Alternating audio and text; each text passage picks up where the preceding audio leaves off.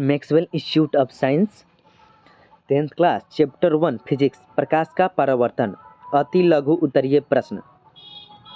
प्रश्न नंबर 1, किरणपुंज कितने प्रकार के होते हैं, उनके नाम लिखें। उत्तर, किरणपुंज 3 प्रकार के होते हैं, अपसारी किरणपुंज, समानांतर किरणपुंज, अभिसारी किरणपुंज।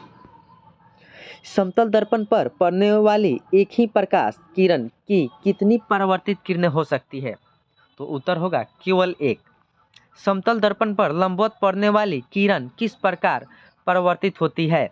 समतल दर्पण पर लंबवत पड़ने वाली किरण परावर्तन के बाद उसी पथ पर वापस लौट जाती है।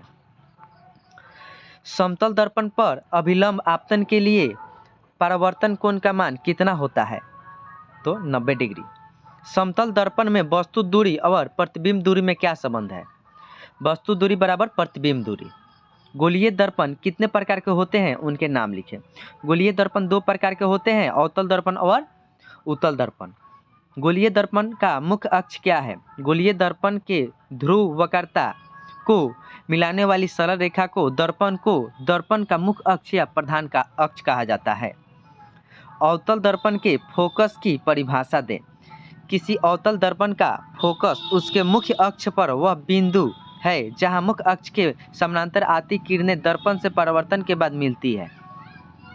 गोलीय दर्पण की फोकस दूरी और उसकी वक्रता त्रिज्या में क्या संबंध है?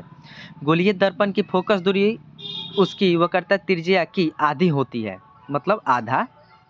एक दर्पण का नाम बताएं जो किसी वस्तु का सीधा और आवर्धित प्रतिबिंब दे सके। अवतल दर्पण।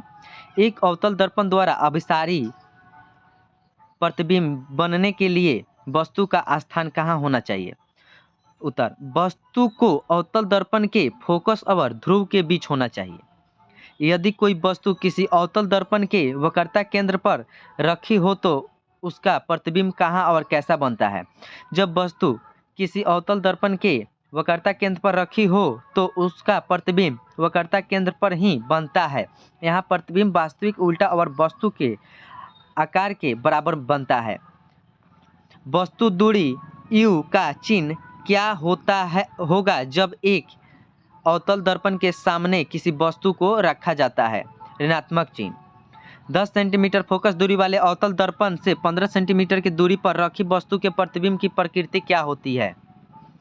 उत्तर, प्रतिबिंब वस्तु से 12 वास्तविक और वस्तु की अपेक्षा उल्टा होगा। अवतल दर्पण से किस दूरी पर एक वस्तु को रखा जाए जिससे कि प्रतिबिंब का आकार वस्तु के आकार के बराबर हो? दर्पण के वक्रता केंद्र पर।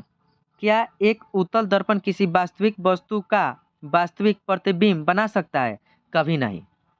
एक दर्पण को फोकस दूरी A बराबर -15 सेंटीमीटर है। यहाँ अवतल दर्पण या उत्तल दर्पण। अवतल दर्पण। गोलीय दर्पण के आवर्धन की परिभाषा दें।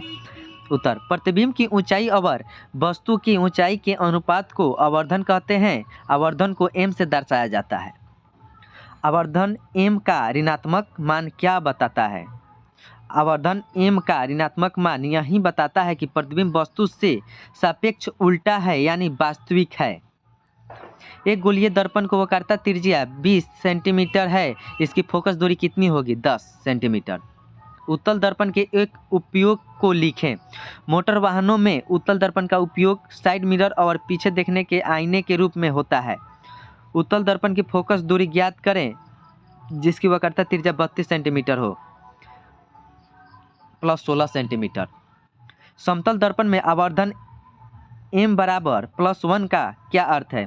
समतल दर्पण में आवर्धन m बराबर +1 का क्या अर्थ यही है कि प्रतिबिंब का आकार वस्तु के आकार के बराबर है और m का धनात्मक चिन्ह यह बताता है कि प्रतिबिंब वस्तु के सापेक्ष सीधा है। एक गोलीय दर्पण जिसका वक्रता केंद्र C है पर एक किरण ACB आपतित होती है, यह किरण किस दिशा में परिवर्तित होगी? किरण ACB आपतित किरण की दिशा में।